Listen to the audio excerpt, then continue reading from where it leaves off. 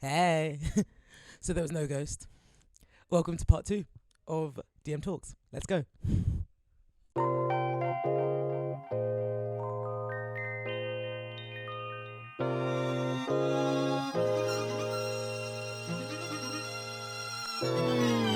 Sorry, I thought I heard a sound. I was like, oh my God. I was like, I'm home alone. So I was like, but yeah, no, I find it all a bit mad, really. Yeah. Ooh, actually, I remember another thing that I wanted to sort of bring up. Like, so I think I even said this to you on the phone, but like I said, with microaggressions causing doubt and confusion and making you want to gaslight yourself, you may turn to therapy, you may turn to, proactively working at your mental health. That's what I chose to do anyway.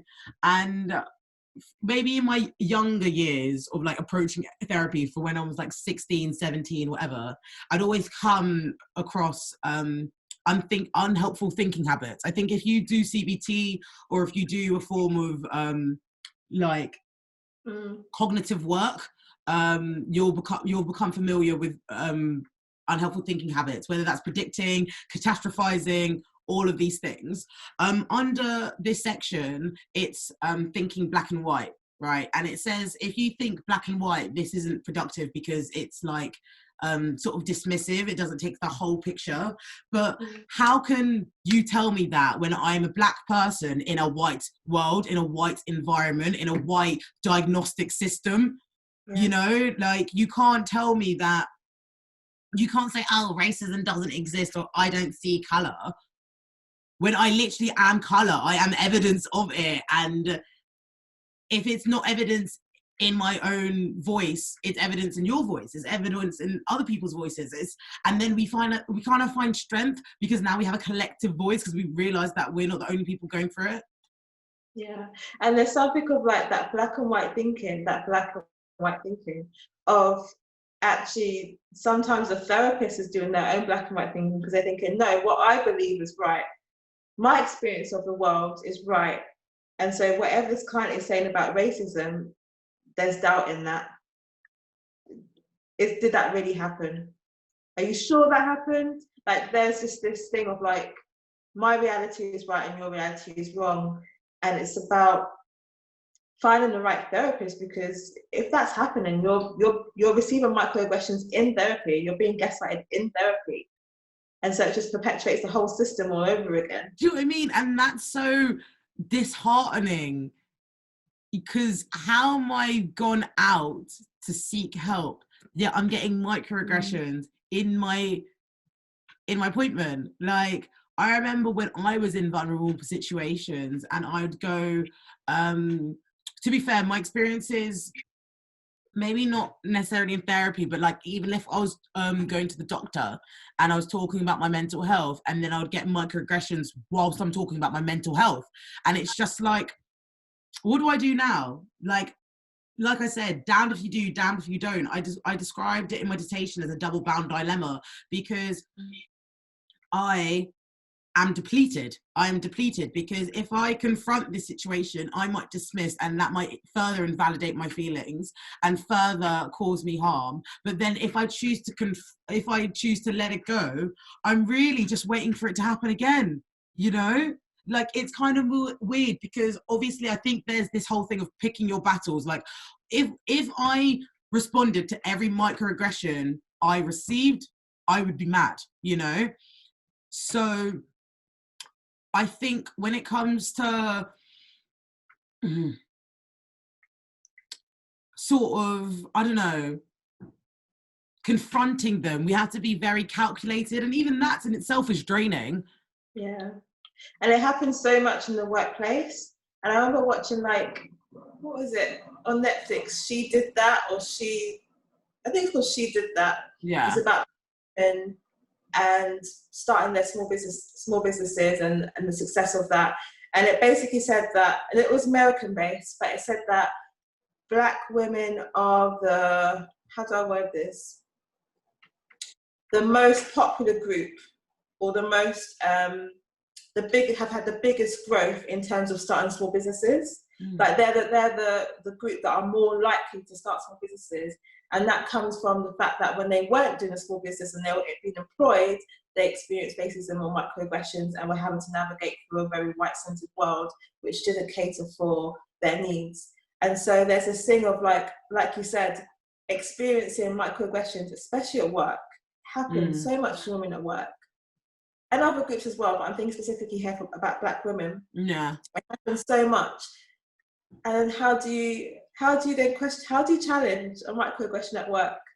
How do you do that? Because you're employed, you need money to pay your rent. Exactly. You need money to pay for this. Exactly. So if you take it too far, you're worried that your job is at risk and that you're at risk. So there's 100%. A complete lack of safety. It's crazy. It's so mad. Like, I think, because, like I said to you, like, I grew up with basically having like a racial radar, like that I could see, like, when I came to university, me trying to realize that racism exists, but racism isn't the only thing that influences me. But then I went to uni, so realizing that I can probably see it just a bit clearer, a bit more than my peers. But it's this whole thing of like, because I was raised in a conditional environment, I wanted to also use that to my advantage. So every module, I shit you not, when I was choosing for my university, I was like, how's this going to look as a Black woman? Best believe I did organizational psychology. Best believe, because I was waiting for that day, right, when Karen or Susan or Becky tries and comes to me in work. Oh, honey, I'm HR. I'm literally HR. Come at me, bro. Come at me, bro. Because the thing is, if more Black women were in HR, in positions of HR, maybe we can stop this level of discrimination. Because, like, who are you reporting to this, honey? Me. Yeah. Where are you going to go? Where are you going to go? Literally, honestly, throughout that whole module, I just thought of myself of, like, let's say, like, a white woman trying to come in and be like, oh, she's cooking her jollof again, or some bullshit like that. And then you just see with a white cat, like, and? Yeah. No, I'm joking. There's also, like, some microaggressions that are so hard to report, because if you put it on paper, it doesn't look like it's anything to report. Like, I'm thinking back to like previous works, and not in my therapy work, but previous works that I've been at, where I've had managers that maybe kind of treat me like I'm a project. Yeah. Or like a pet, or like, you know, I've helped grow this person so much, and stuff like, I'm not your charity case. Like, I did that work. Thank you for your support, but I did that. Thank you. the recognition comes to me, not to you. Like, there is this thing of like, oh, you know, cool young Black girl, let's kind of like mold her into who we need her to be. And it's just long. It's so long. Patronizing. I feel like you've literally jumped into my head and spoken for me. Honestly, because like with me, so don't get me wrong, I've changed in person, I've obviously grown more mature and stuff, but like me as my mannerisms and as my character, I actually haven't changed that much since I was younger. I've always been extremely energetic. I've always been very forward with my feelings and quite loud as a person. So when I went to boarding school, so many white teachers, so many of those people, you saw me as a project and saw me like they could mold me and be like, so let's say if I did something good, oh my God, you're amazing. You defeated the odds. Like, I'm just so happy. This one fucking teacher, I remember, she was like, I think I did well in a essay. I went to that school, I was very, very quiet, but then I was starting to take advantage of the fact that I was at that school and I was doing quite well. And I remember being taken in for a meeting and then being like, oh, you've really come far since you've been here. You've really outgrown your attitude. You've really done this, you've done that. Like, and I just look at them, I'm like, you're actually mad? Like, what did you expect? Like, you're pushing this narrative of me, of Blackness, because you don't know Black people. Bearing in mind, I came from fucking Windsor. Like, what? Yeah. What? Yeah.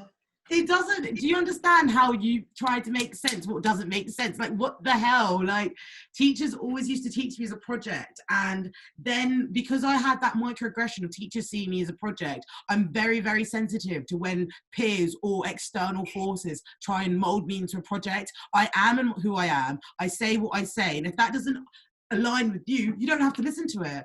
You really, really don't. You shouldn't have to push that emotional responsibility onto me just to comfort you. Yeah, and I think that's the key thing. I think it's about the other person's anxiety, so that person is feeling anxious about me, and so they try to control that anxiety and have power over that anxiety by trying to have power over me. They try to fit me into a box. Okay, you talk quite well for a black person. Okay, like, you're safe. You're safe. To me, that makes me feel safe. That's not my business. If you feel safe, that's your problem. Like, I haven't done anything to make you not feel safe. But by you saying that, you're not making me feel safe, and now we've got a problem.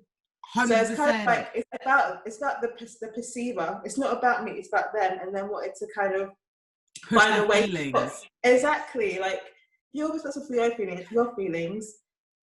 I was responsible for mine, but don't trigger mine either. Like, literally, it's boundaries. Completely. Like, you just reminded me of this sort of microaggression, which you could consider a little microaggression if in comparison. However, I thought it's funny how you say that, because I remember I was on the bus, right? I was on the bus with my with this girl that I used to go to uni with. Bearing in mind, I hadn't really known her that long. Do you know what I mean? It was like first year, whatever. And I was going to my lecture. I was hungover. I was tired. I was hungry. Like, I just, when you just feel grumpy, you just feel so like irritable and stuff. And like, I was just like, oh, I'm just not ready for today. Like, I was just like, moaning as people do. And you should have seen the look on her face. She's like, and I was just looking at her like, are you okay? She's like, you're just so like intimidating. And I was just like, well, no, you're intimidated. And I mean, if you're intimidated over me talking about how hungry I'm, tired I am before a lecture, I wish you well for the world, because you're going to have many things to be intimidated of, my friend. And that's interesting, because when you describe like how tired you are, how hungry you are, I hear vulnerability. I hear that you were feeling vulnerable, but what she saw was intimidation through her white eyes. And why are we not allowed to be seen as vulnerable? Why is that a problem? Yeah. Why is that to be feared? Do you know what I mean? Because the thing is, like, it's really sad, actually, because it's like, we don't have the opportunity to be vulnerable. We're not even recognized as vulnerable. But even the times when we want to show our vulnerability, it will probably be dismissed. Because like, I know I don't want to come with like, I don't want to put my bluntness everywhere. But like, because like, I know I've really struggled asking people for help or asking people for support, because I didn't know if they would support me. I didn't know if they were just there being present or if they were genuine, because I was so conditioned to believe of conditional relationships, exchanges, like, and I know that was influenced because of I know that was influenced because of where I was brought up, and I know that was influenced because of how dark I am, influencing my own experiences. Because we can talk about microaggressions, and yes, I was experiencing a lot of them, but then also I was watching my mixed race friends getting discriminated against, and then watching the same people then discriminate against me. So I was able to really see like the preference. I would only say the preference, because that wasn't the case all the time. If someone's getting discriminated, they're getting discriminated. But like, let's say if we're looking at microaggressions in dating, or microaggressions in like courting or relationships, whatever, seeing the fact of mixed race people being preferred to me was a microaggression in itself, because it was like, oh, I'm not as good as them, However, also, if they're getting discriminated against, and let's say it's not racialized, they're just getting, like indirect, rude discrimination, it's like, how can I how can I convert these? How can I, if they don't choose to confront it, nor should I. Yeah. Because that's not my business, you know, because like, it's like, because I was putting everything on my shoulders, as we're conditioned to do as fucking black women in this whitewashed society, like I'd get really, really hurt and absorb the emotions of the people around me, because I was like, this isn't okay, this isn't right. But they're trying to live too. Yeah.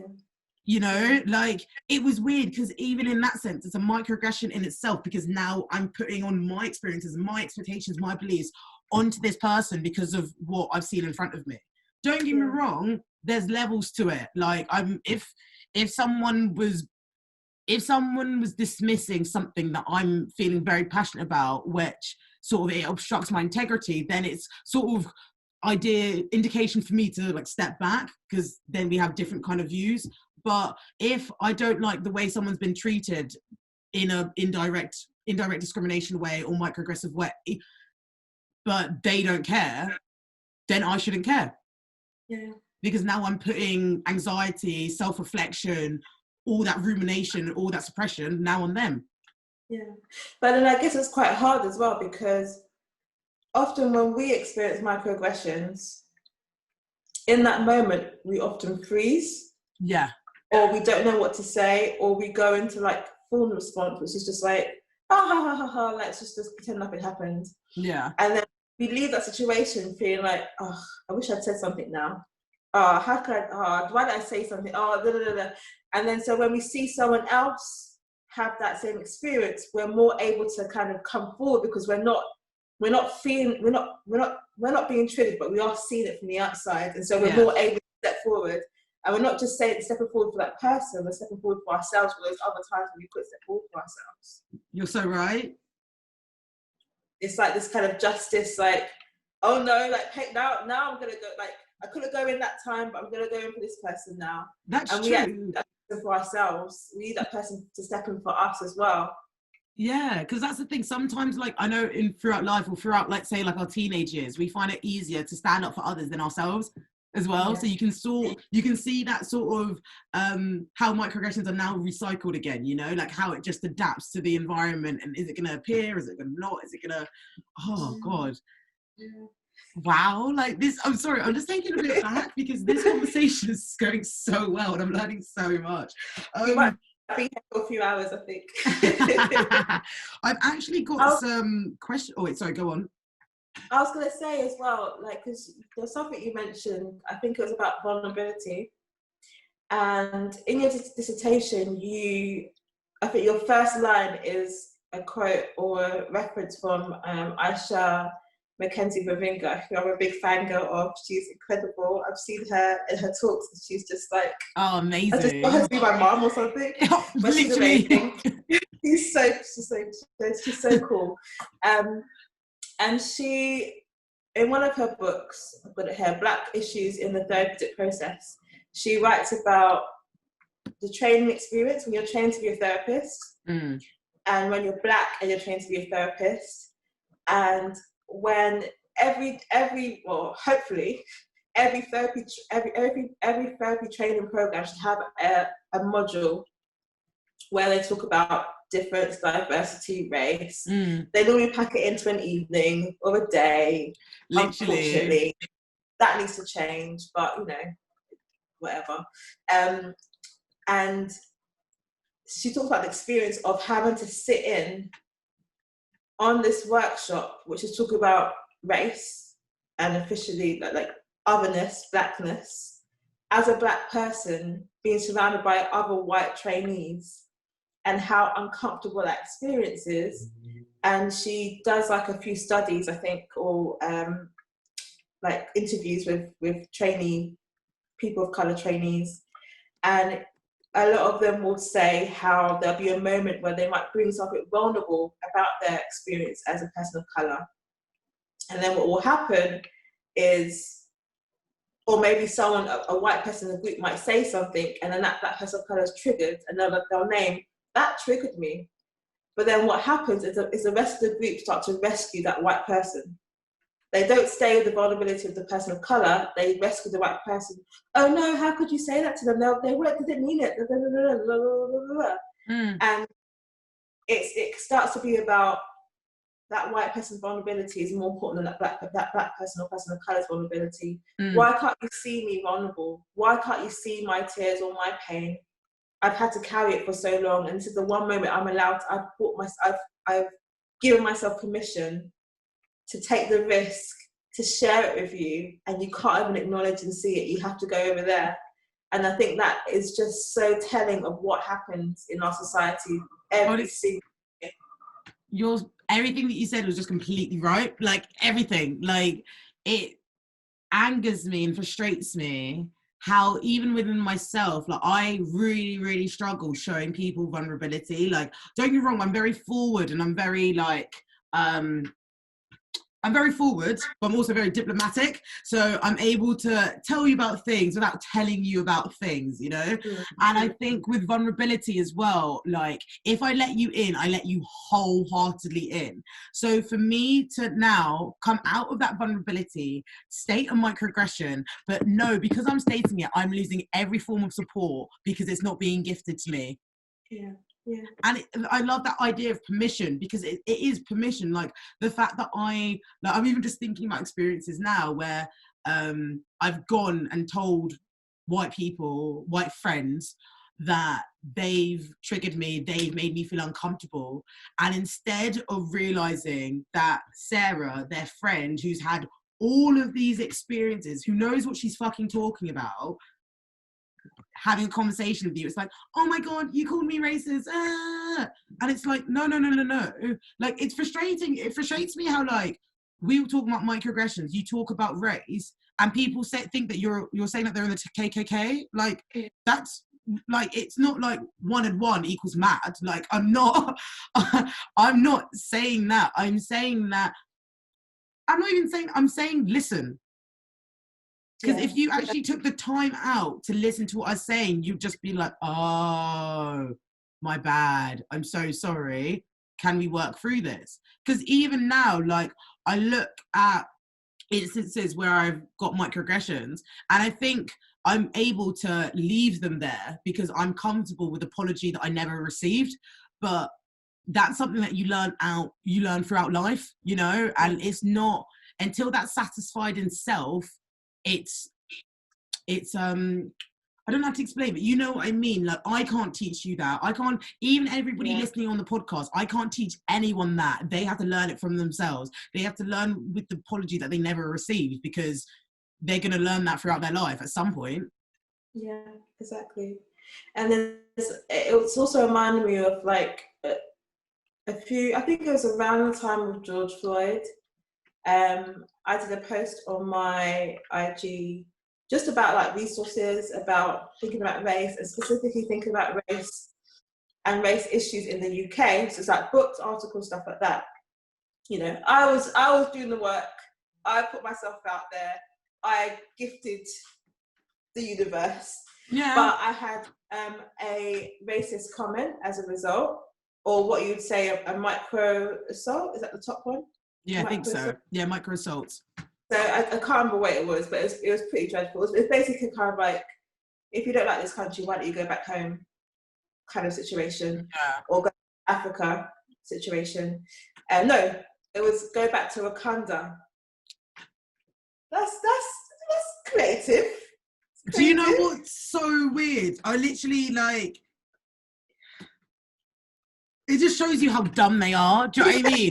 It shows you how dumb they are. Because the thing is, so I've been waitressing for years and years. So when I get the microaggression of, oh, where are you from? Where are you actually from? I say Wakanda. I literally say that to them, and I like saying it to them right in front of their faces, because I like to see that like people's brains be like, wait, what? Isn't that Black Panther? So like, yeah, that's pretty racist. Like, I'm sorry that you had to experience that, man. I would love if someone said to you, oh yeah, I went there last year or something like that. That'd be really jokes. Do you know what I mean? Oh, there was this one customer that I had that genuinely thought, well, I'm not gonna lie, I did push the boat out. Like I literally was like, they're like, what do you mean? It's Black Panther, isn't it? And I was like, oh no, that's just where it was, like, that's just an animated version for the film, like, but it's a beautiful place you should visit, near Tanzania. I'm so gonna do that next time. No, honestly, because that's the thing, like, you know what, I'll bring this in like really, really quickly, but like, so if you're a waitress, if you work in hospitality, it doesn't matter like what race you are, you're gonna get microaggressions. You're gonna experience customers, guests, whatever, inferring shit when they want something else. Like, and that is just hospitality for you. And seeing the microaggressions that I would received compared to some of my colleagues was just crazy. So yes, I'm working in Windsor and it is racist, but I'm also westernized. So to them, how do I explain it? So I'm westernized in comparison to my colleagues who are from Eastern European descent. So the discrimination, the microaggressions that I perceived between me and my Eastern European colleagues was ridiculous.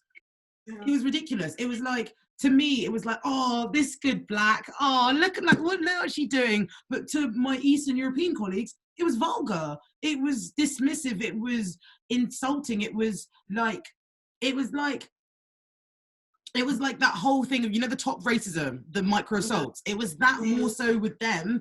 And then with me, it was micro invalidations or micro insults, you know? It's like, wait, what? Like, in that sense of microaggressions, if you see it as continuum, it suggests that the micro insults, micro invalidations are more in your subconscious and your unconscious level. So the fact that those microaggressions were coming towards a black woman, a dark-skinned black woman, suggests that the westernized influenced. Sorry, that is such a mouthful. Wow. So the Western influenced my discrimination. Yeah. But I was also in an environment with Eastern European colleagues, and I've been waitressing for ages, but you could see the microaggressions just exacerbate, like increase so much during the time where there was more governmental policy on like migration laws, and they were being stricter and tougher, and you literally see how like the government could be doing their shit, but then it influences all the people on the ground, and that's going to influence the amount of microaggressions or even hate crime that an individual receives. Yeah, absolutely. Yeah. It's a bit of a mouthful. It's so frustrating, like, and even like going back to that comment that I received on the thing on IG, I did the stories about it. I was like, I'm not going with this silently. I'm going to bait out the person, and I'm going to show, you know, there's a lot of British people that think that racism doesn't exist. So I was like, I'm just going to put this on my stories so that people can be confronted with actually does exist. And then someone that's not following me, never spoken to in my life, sent me the longest essay on the DMs, and it was all about their feelings. They were white women. Of course. They were a doctor in psychology. Oh God. They didn't say hello. They didn't say, "Are you okay?" Like, that must be really hard. They didn't say any of that. They just went into their feelings. I'm so angry about this happening, and blah blah blah blah blah blah. And I feel the pain of black people too. No, you don't. Blah, blah, blah, blah. And it was just like, I had to just say, "Excuse me, love. Do you realize that you haven't actually asked me if I'm okay? Do you know what I mean? Or hello, or how I am, and you've just come in with your feelings about me without my permission." And it's that thing again of permission. I'm not a box for you to fill. Like, don't just come to me with your experience and your stories. You need to ask, unless I'm your therapist, I'm in a session, obviously bring whatever you want. But outside of my job, I'm a person, I'm an individual. And so don't come to me with all of your stories about race and racism or your identity that you want to explore without me saying, oh yes, we can do that together. Like, Black women and like any marginalized community, before we're a community, we are individuals with a capacity. and our capacity has to go to ourselves first, and then to the people around us. Everybody else needs to ask for permission. Wow. Wow. So in a bit there. Got a bit of anger from that situation. No, honestly, I loved it. I'm here for it. And energy. Like, honestly, like the amount of white women that have cried in my DMs, cried on my DMs socially, or cried to this DM right here. And I've literally just been like, are you lost? Because I'm not doing it. Unless I'm getting paid. Because I need to get something out of it. Because like, I just don't see the point of educating people if I'm not getting paid. Yeah. Because like teachers, like I said in the last episode, teachers get paid. If Rebecca said, if someone makes you tea, they get paid. Yeah. Why can't we get paid for educating? Or why can't we get compensated for educating on an issue that we are experts at? You know, I just find it very, I don't know, it's like, I'm upset, but I'm gonna let you know because I'm self-centered. Yes. Like, and it's just like, do better, because so many people have been in the same position as you, where they've been upset, where they've been angry, where they've been shocked that it's happened, whatever they have. You're not the only person to acknowledge this. So have that self-awareness, have that common sense to just check yourself in relation to the wider context, you know? Yeah. And it reminds me of like, sorry, I feel like I know there's questions that you want to ask. So oh no, don't you? The thing is, right, I'm enjoying this so much. Like, I wish like you sort of knew me more before this podcast, because you'd understand right now I'm fangirling. And I guess I was going to say, it reminds me of like this post that I saw. I mean, there's so many posts going out there right now, but there was a post about like microaggressions. Was it microaggressions? Stereotypes. Okay. In the media and in films, and particularly like of Black women being like the best friends. Like in every like film, it's like Gabrielle Union and then 10 Things I Hate About You. She's like the best friend, like the supportive friend. Like this is that stereotype that is in all these films. And so people think that that's who we have to be in real life. Like if you have a Black girlfriend, they're the friend that you can come with all your troubles, but they don't tell you their troubles because they don't need to do that. Yeah. But no, that's not reality. That's not how things actually. That's in the film. Reality is not like that. Like, I'll definitely talk about this more in my episode of surrounding respectability politics, but it honestly embarrasses me how many times I've been the black best friend to so many white people and to so many white groups. It actually cringes me the fuck out. Like, I am not here to advise you. I'm not here to entertain you. I am not your, like, it was conditioned. Like, I'm sorry, it just cringes me out because they'll watch these movies, these rom-coms, and they're like, oh, I know a Black person, so I'm not racist. Like, this is diverse enough. And then when a Black person doesn't cater to the life or doesn't perform the manners and the characteristics that they are so idealized in the transmitter's head, it's like this confirmation of, wait, what? Like, obviously, it's like this negative appraisal, because it's like, wait, you're not doing what you're meant to do. You're not doing it. Like, it's just like, what do you expect? Do you really expect, oh, it's like they think, oh, this Black person, jump now. Yeah. But it's actually, I'm not a character, I'm an individual. I'm an individual with so much creativity, so much source, and I do not need to cater to your comfort, to your privilege, and to your identity just because you want to have someone who ticks the boxes of your racially diverse group. No, not today. Like, it's something that I know so fucking well. I just know it so well. So even when you're talking now, it doesn't even feel like we're doing a podcast. This feels like therapy. It feels like therapy. It feels like you're literally just saying things off my mind, and it's crazy. So in decoding the messes, so yesterday I actually shared a post on Instagram just being like, oh, we're having a podcast, so let's look for some questions for the audience, for the public to get involved in. And we've got 3 questions that, well, no, we've got a few questions, but I thought I'd pick up 3 because I know that we both love to talk. So the first question in relation to microaggressions is, oh, it's not coming up. So, oh, sorry, it just went backwards. Aha, there it is. Now my phone's working. Amazing. So, first question, do you have any advice for coping with microaggressions at the workplace? Okay.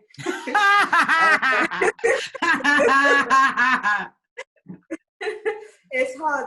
When that question, Get Out and the sunken place, that's literally the image that comes to my mind when I think about questions. Just like the lack of control, the lack of like uncertainty. You come to pull you out almost.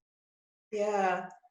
And it's really hard because you find yourself questioning, did that really happen, or am I just imagining it? Am I being too sensitive? It's like literally feeling gaslighted. And I wonder if it's possible to find an ally, someone who can witness it with you and that you can do a reality check with. Mm-hmm. So, for example, if you know that it happens in team meetings, meeting with that friend afterwards and just saying, I noticed this, did you notice that? Or was that just me? It's almost like center checking, but it has to be someone that you know is actually going to be an ally and not someone that you trust. Yeah.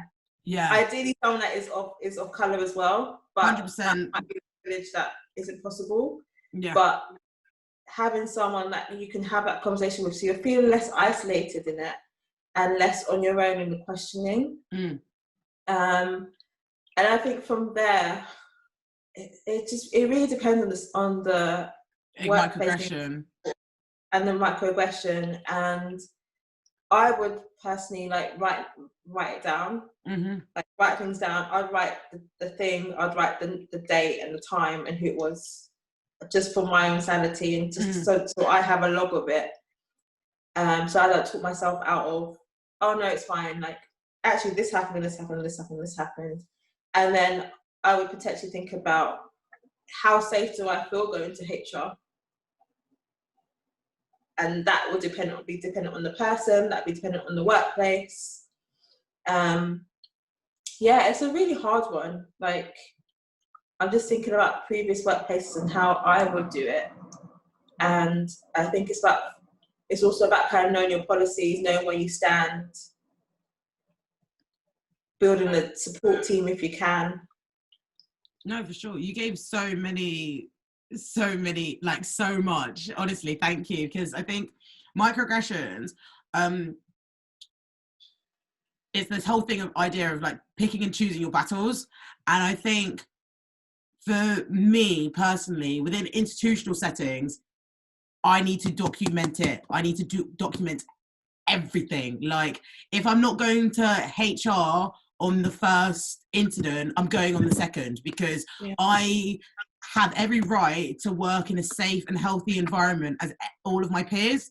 And because I might be experiencing discrimination by those peers, it needs to be documented, because it's wrong, number one, but also you don't know how much it is happening, because yes, you might be getting a microaggression by this bad person, right? No, by this person, whatever, but they could also be giving to microaggressions to other people. And if you realize that if this person, I think, let's say if I was just getting a microaggression, obviously it's mine and it's individual and it hurts, but if the person who's transmitting it is giving microaggressions to different people, you can understand that they're more a bully than they are just picking. They're like they're not just they might be singling you out because of your microaggression that you have, but they are also a bully. Does that make sense? Yeah.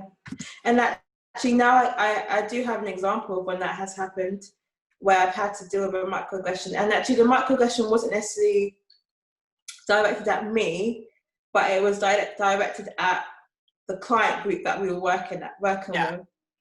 And so I felt, and how do I say what I want to say? Yeah, like the client group being young Black people, let's just say. Yeah. A comment was made, which made me feel away, because it was almost saying like, we can't help them. Yeah. We can't help young people, which is wrong. The fact is that we need to change so that we can help Black people. It's not the Black young people's problem, it's our problem. We need to change ourselves. But that person made a comment as if like the problem was the young Black people. And I was the only Black person in the room. And I felt a certain way. It triggered me, because it felt like, well, if I was a young Black person, when I needed help, if someone said that to me, how would I then feel? And I'm in this work to work with all communities, especially young Black people. And so I took that away. I took my feelings, I took a moment with my feelings, felt it, got quite upset. And I was just like, I'm not doing this on my own. And so I spoke with my line manager, who was really supportive, to be fair. She was really, really supportive. Spoke to the line manager. She was able to hear me and acknowledge it and be like, do you know what, Tasha, I'm really sorry that I didn't pick that up in the meeting. Yeah. And what do you want me to do? How would you like me to make sure that we do better? And so we had that conversation and the action plan. And so the next time that it happened, I witnessed her step in and challenge that person. So I didn't have to fight for it. She fought it for me, if that makes sense. No, and it's about finding those people who, you know, that if you allow yourself to be vulnerable, then that they will fight your corner. And I knew that I could do that with her. So it's finding those people, and it's really hard if there's not anyone that is like that, that you feel like you can. But it might also be about, I don't know, there might be someone that might surprise you. Yeah, exactly. Time. Like, no, thank you. That was such a great answer. So, actually, I realized the second question is sort of related to the first question. It was, do you directly call out microaggressions or avoid that person in the future? I feel like it depends on the microaggression in itself. So like with me personally, if I get microaggressions in institutional settings, I'm going to come with a different kind of vim than if I was getting microaggressions in my personal day-to-day. I think the difference between that is like, okay, so let's say if I'm getting microaggressions on the bus, or if I'm getting microaggressions like as I'm walking down a road, compared to if I'm getting microaggression at work, if I'm getting microaggression in school, even if I'm getting microaggression in a restaurant, like that experience is institutionalized, you know, like that experience is that experience is reinforced by society, you know, and like that has, it's weird because it's like, I don't want you, obviously use discernment, you know, you best use discernment, because I could be like, don't do this, but then also that might really hurt you, you know? So like, that's I would always say that first. But with microaggressions, they're not just, you can find them in people, but you can also find them in environment. So I wouldn't say avoid, because even if you avoided it, you're just going to be approached by it by a different one, you know? I think if you get microaggressions from that person, if you feel safe, if it's safe to, and tell them, let them know that it disrupted you. If they take accountability, you can understand that you guys are going forward. But if they choose to dismiss and you feel like you're being gaslighted, then I would personally remove my space. I just remove myself from the person, just because they're not worthy of your time. But this is all relative. Like, we could talk about microaggressions, saying, oh, you're so pretty for a dark-skinned girl, but then you could also talk about microaggressions in the sense of thinking a black woman is unintelligent, and then that influencing if you're hiring if you're picking them for a job, you know? So it's hard because microaggressions are fluid, dynamic, but extremely insidious. It's very you need to have a level of discernment, and you need to have some form of understanding which heightens your sense of self, you know, within it all. Yeah. And I guess it's about kind of doing a bit of an assessment of the capacity that you have or that you're willing to give. Yeah. Like you said, not everyone deserves your time like that. Most people don't deserve your time like that. So it's kind of about saying, okay, this is going to require me putting out some labor to do this, to even voice or to even educate that that's not okay. It's going to take a bit of energy out of me. So how much do I want to give of that? And if you don't feel that you have that energy, then I guess take and pause from that person as much as you can, or like I said, finding someone that can do some of that work for you or with you. And yeah, it's quite hard because there's some microaggressions that you experience once from someone or from environment. So for example, when you were saying about jobs and stuff, I've had it before where I've gone to like psychotherapy events or counselling events, and people have thought that I'm a youth worker, or they thought that I'm a social worker, or that I'm a trainee, or that I'm a client. They never think, oh, you're a therapist. So they always ask, oh, why? So what do you do? Yeah, how did you get here? It's a psychotherapy event, so I guess I'm a psychotherapist then. But there's a lot, and not to say those other jobs are not respectable. It's just saying that there's a disbelief that I'm at that stage where I'm a therapist. Yeah. And I will meet those people once and never again. But I have that choice of saying, I can either say, actually, I am a psychotherapist. I can actually kind of, I guess, find a way to affirm challenge that. Yeah, so that they can go away and not do it to somebody else, or I can be like, actually, I'm not even going to give them my attention because I'm here to learn. I ain't here to educate. Exactly. And then there's people that you work with, or you know, like friends. Like you can get microaggressions from close friends, and they hurt so deep. And yeah, it's deep and it's hard, and it's even harder work. Because it might be that you've experienced it for so long, but you've got to a point where it's like, actually, no, this has to stop now. And if that friend is not willing to change or to look at themselves, then you've got another dilemma of, are we still friends then? Can I still catch friends? If my mind goes to that doubt, I've left you. Like, I know that is very blunt and I know that is very harsh, but it's like, I've been in this experience multiple times. I've been in this experience. You know who I am. You know the way that I talk. You know how I'm so forward with my feelings. So if I'm coming to you and you choose to dismiss it, you're choosing your individuality, and you're not even your individuality, because that has more range. You're choosing your sensitivity more so than this conversation, because you could have treated it as a conversation which was constructive and adaptive, with you could learn from, but you saw it as, oh, we're talking about race, and as soon as my brain goes, and I'm talking about like friendship, not like obviously everyone, but like let's say I've known people for years, like I've known some of my oldest friends since I was 4, you know, and like going throughout life, being a black woman, it's like, oh, we're friends. Oh, wait, no, you're not. You see me as just black.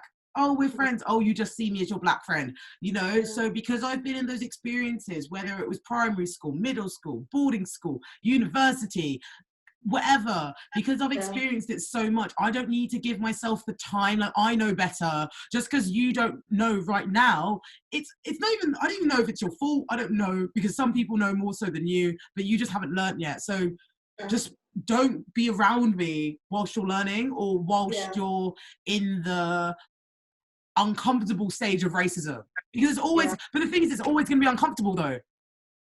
It's always going to be uncomfortable. Like, I was made to feel uncomfortable just because of having a black body in a white space, and you're uncomfortable because your feelings are a twist, because you've read something that made you feel like discomfort. It's just a bit, I just think it's a bit insensitive when it comes to that. But again, everybody has different feelings, everybody has different responses. Like, I know, because of my sense of self right now and how much I respect transparency, and I respect my own sense of clarity so much, I can't waste time gaslighting myself, teaching people, helping people reach that next level of their education. Whether they do that on their own, whether they do that by listening to my podcast, fabulous. But I can't be the one who teaches them, because that's just me going on a rabbit hole of all my racial memories, you know? And race is not the responsibility of people of colour. Everybody has a racial identity. Whether you're white, whether you're Jewish, whether you're whatever, you have a racial identity. So some of that work is about doing introspective work. It's about taking it away and reflecting. And so I can't be there for you for that process. You need to go away and do that on your own. You need to work what that is. And I think when it comes to friends, it's about saying, you know, when you said that or when you did that, that wasn't okay. And the reason why it wasn't okay was this. Well, how are you going to respond to that? And if their response is defensive, if there is gaslighting, if it is invalidating, that's when it's like, well, you can't understand me, you can't see me, you can't be there for me then. Well, it's just a confirmation. As it would any other boundary. Yeah, it's a confirmation that they aren't your friend. You're their friend, but they're not your friend. Yeah. And I think hopefully when people provided with that clarity, with that perspective, then they'll be like, oh, okay, you know. But I'm just so happy with this. We're doing so well. I think we need to write together. Oh, literally, like, so the last question I had is, what age did you realise it was microaggressions and not just you feeling uncomfortable? So for me, I think it's back to that memories at the beginning. I was probably like 20, 21, 22. Yeah. I mean, I think that's the first time I was really confronted with it, but I know that I felt it before. So, for example, I went to school in Essex, and primary and secondary school, and so I was very much confronted with the thing of like, there wasn't that many Black children in my year group, but they were seen in a specific way. They were seen as naughty or cheeky, or the ones that get in trouble, the ones that get excluded. And then I know my mum's expectations of me, which was, you know, you have to basically be this successful person and get A's and da-da-da. So I was stuck with this kind of conflict of, what do I do? Do I be friends with the Black kids like I want to be? Or do I fulfill my mum's expectations? And it's this thing of like seeing what other people see of a group or a community or a person, and knowing that it's not quite right and it's not quite true, and it's not possible for all these people to be this projection that everyone's putting onto them.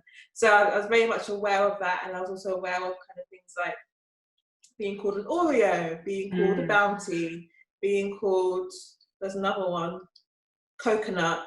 Like these, I used to literally get so upset because it's this thing of like, but I'm being taught by my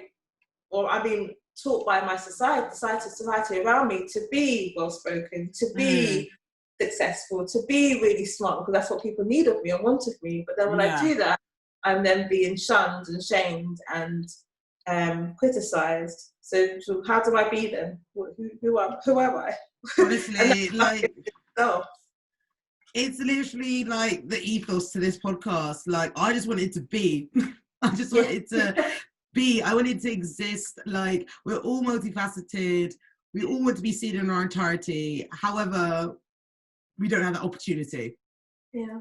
And as soon as people, I guess, really acknowledge that, then hopefully we can make change. Yeah. Oh, no, I'm really happy. So now we're a part of the show of Tarot Talks, which is a segment where I give a tarot reading to my guest. And me and Tasha are just talking about, what have you been thinking, or what has your mind pondered on, what you wanted to ask Spirit today? I guess I was thinking about the topic. Yeah. And like, how do the next generation navigate through, how should we navigate through kind of microaggressions and the society that we live in? Does that make sense? Amazing. Yeah, no, that does make sense. So, spirit, higher power, universe, and me and Tasha are going to ask for clarence and not clarence, sorry, for guidance and clarity on an issue of how we go beyond. How does the next generation go beyond the current circumstances that we're met with? Amazing. Let's shuffle some cards. Okay. So I'm going to take the first card of the deck. Interesting. We've got the Ace of Cups. Okay. Could you just repeat your question again, please? So how do we and the next generation navigate through the society which has so many microaggressions? So, in response to your question, you've been awarded a cup that is pouring of water, pouring of love, pouring of abundance. The Ace of Cups, when we look at this card, it's the beginning of something, right? It's the start, it's initiation. But with cups, it's more related to emotional level, of your heart level. So when we see the Ace of Cups, we're sort of rewarded. I don't know if it's rewarded, if that's the right word, but we are approached with a new perspective on matters of the heart. So this could be self-love. This could be creativity. This could be a new relationship, whether that's platonic or romantic.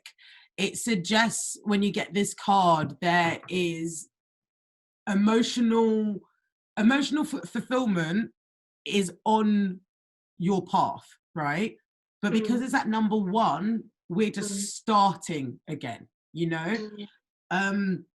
There's like, can you see this card or no? Yeah. Okay, so you see basically there's a hand and it like comes out and it's like a hand sort of comes from from the air, I guess. It's sort of like a gush of love and it is approached with sorry, I'm just going to look at the card and try and like get it into relation to the question. Actually, you know what? I'm going to get another card for clarity. Please, can I have another card for clarity, Spirit? Just so that I can get my words right together.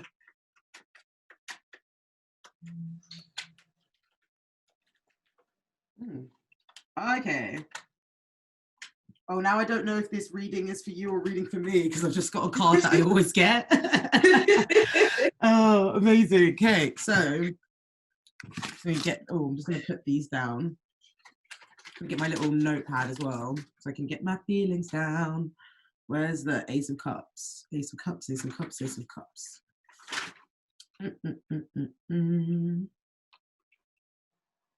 Where are you? Sorry, I'm just trying to find it on this. Aha, there you are. Okay, cool. So, the Ace of Cups. The waters are beneath, upon which the water lilies. The hand issues from the cloud, holding in its palm the cup from the four streams are pouring. A dove bearing in its beak cross-marked host descends to a place the wafer of the cup. The dew of the water is falling on all sides, and it is an imitation of what may lie behind the lesser. So divinatory meanings is true heart joy, contentment, abode, nourishment, abundance, fertility, holy table, and felicity. So the fact that you've got this card in relation to how do the next generation sort of counteract microaggressions with this, counteract microaggression suggests that it's that love needs to take our space. And that might sound a bit odd because if we're experiencing microaggressions, how can I use my own self-love or my love around me to dismiss or lessen the effect of said microaggression, you know? But the next card that we got afterwards is the Emperor. And the Emperor, like, this is like, this card has a lot of meaning to me because I'm also an Aries. This is the like Aries card, and it's a major life theme. So the Emperor is royal, they're regal, they're assertive, they're ambitious, they know themselves. It's very masculine, independent energy. And I think the fact that you've got these two cards together suggests that this is an overarching theme in your life. Like, how am I going to present as an Emperor today? You know? And in relation to the Ace of Cups, which is the minor arcana, which means that it's a daily facet into what I can do in my day-to-day life, it is complementary to the Emperor, because it's like, with self-love, with showing gratitude, with showing reminding myself of incidences of joy, it changes that to the optimum. It changes that to my my comfort, my sort of baseline. And with that motivation coming from a place of love, I think that's going to sort of lessen the impact of microaggressions, because we can find assurance and comfort within self and not externally. I think when you've got a card like the Ace of Cups, it's reminding you to do things which fill your own cup. It reminds you to, or not even do things, start things with the intention of filling your own cup, because we cannot help ourselves. No, we can't help others unless we help ourselves. And the Ace of Cups is a reminder of the overpouring love that every individual has. They have the capacity of this. It's infinite. Do you know what I mean? It's literally pouring, like, pouring out of the container, just providing there's so much love to give. With cups, you see a lot of water in this card, you know, and water is a great it's so great being compared to our emotions, because water is fluid. It needs to be expressed. It will take the volume, it will take capacity of whatever it counteracts with. So if we acknowledge that we have a vast amount of emotions, we have a vast pool of emotions, and we need to cater to them in an accepting and also responsible way, through like creativity, instead of like, I don't know, like toxic behaviors. Like, you know, those incidences where people you may know, it might have been yourself, you can't find self-love in yourself, so you find it in other environments, whether that's partying, whether that's drinking, do you know what I mean? There's so many different experiences that one might argue are toxic to refilling your cup with love.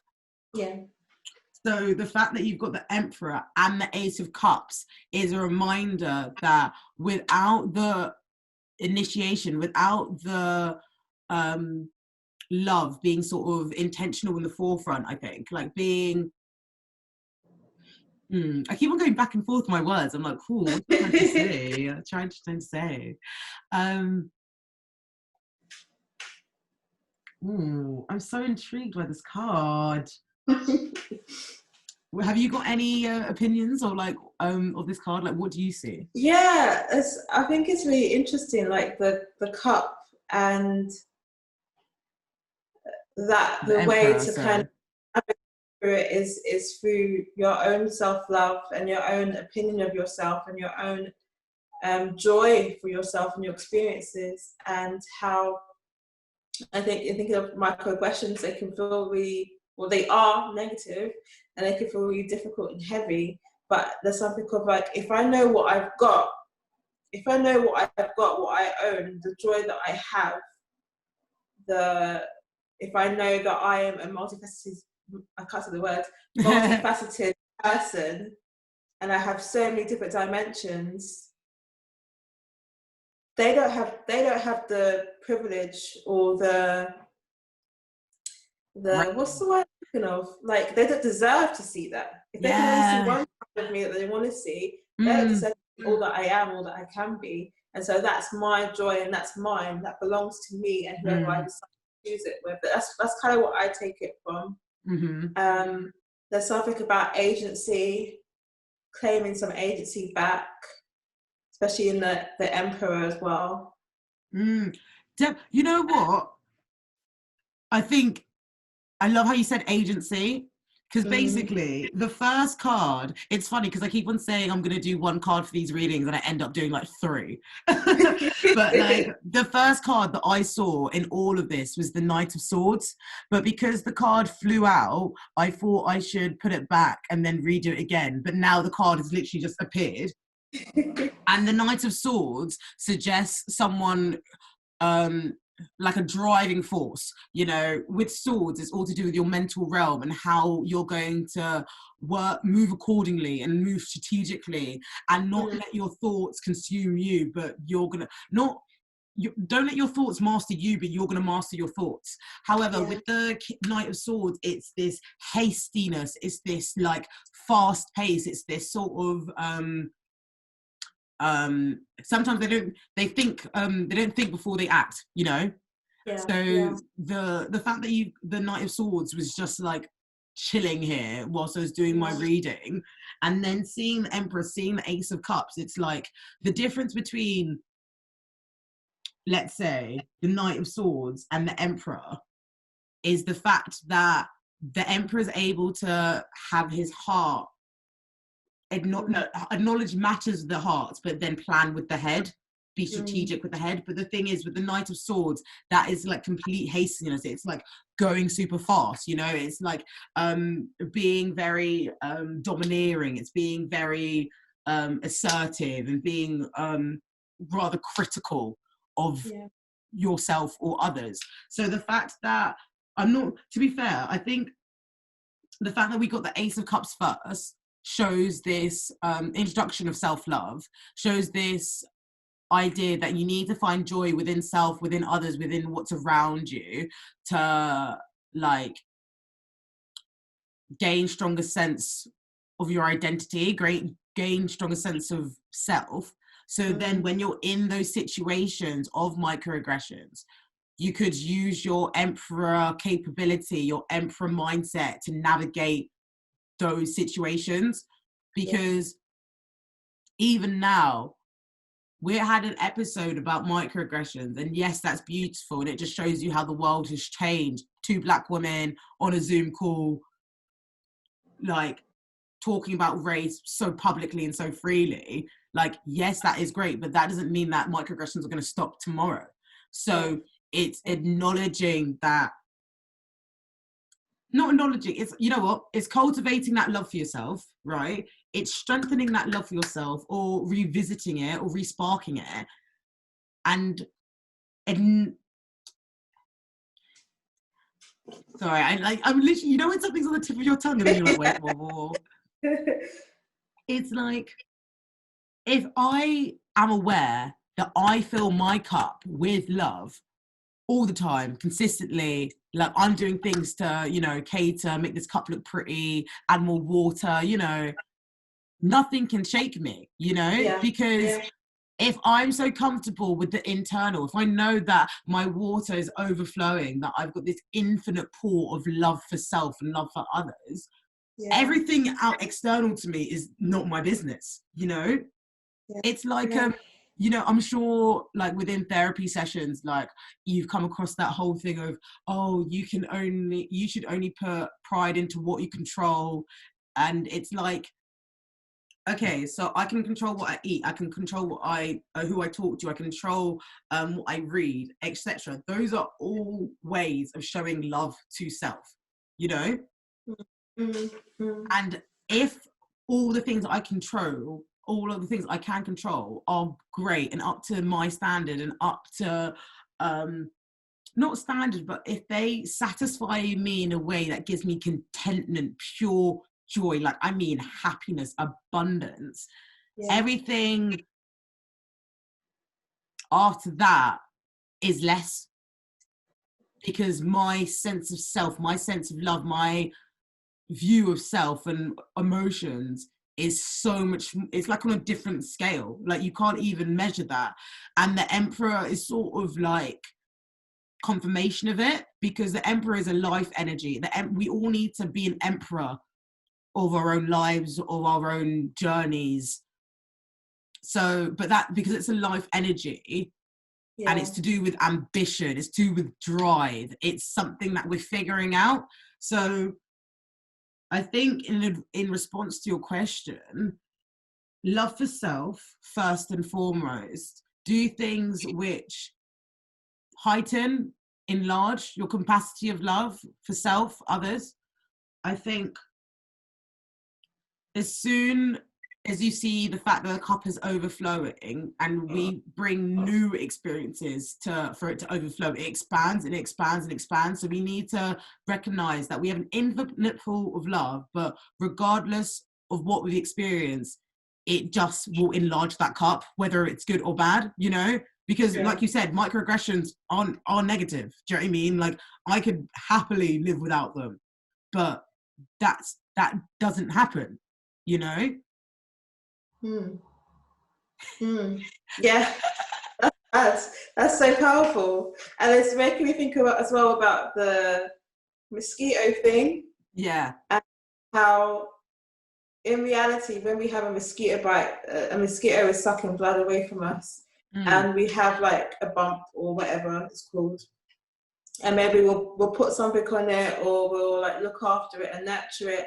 And I wonder if that's also what's kind of what you're kind of saying, is that if we have that self nurture, that thing that will kind of hydrate us, that will take care of us, that will bring us nourishment, then we'll be okay. Like we can heal, we can move through that, we can move through despite that, if that makes sense. Yeah, no, I love the fact that you use the word hydrate, because that's so fitting to this card, you know. Oh wow, I really like that reading. It was a bit different, because like when I first saw Ace of Cups, I was like, but how is this related to this? But obviously it's like, this is why I love doing these readings, these general like intuitive readings. It's like what relates to it will relate to it, and it really makes you think and really makes you self-reflect and question and challenge what's being put in front of you. Oh, and you said the third card that came up, the Knight of Swords. Just before that came up, I had a question, but I didn't ask it. And the question was, but what if someone doesn't have a cup that's overfilling? And then that came up, so that's quite mad. That's mate, this card came up first. Literally, it came up first and it fell. And I was like, I don't know if that's my energy trying to put in the card, because I know that I'm out here moving reckless sometimes. I'm like, like microaggressions, like literally. Like, the amount of people that I've schooled, if anything, I am Knight of Swords energy. But the thing is, with Knight of Swords, it can be unpredictable, and it can be, if you don't harness the fire within, sorry, I'm trying to hold the card right. If you don't harness the fire of the Knight of Swords, like not corrective, I don't want it, because everyone's different, everyone's correct is different, do you know what I mean? But like, if you don't harness the power or the fire of the Knight of Swords constructively, it's just fire, you know. And like, yeah, he has armor and he's protected, but also he's on a white horse, you know. That's purity, it symbolizes like new starts and like beginning, you know. And if you've got a knight on a if you've got a knight with all this armor, maybe the armor's metaphorical, because it's a mind, it's like the swords is all to do with your mind, so it's a mental realm, you know. So if I've got so much armor for my mind, then that's not a fair comparison to what I am for self, you know.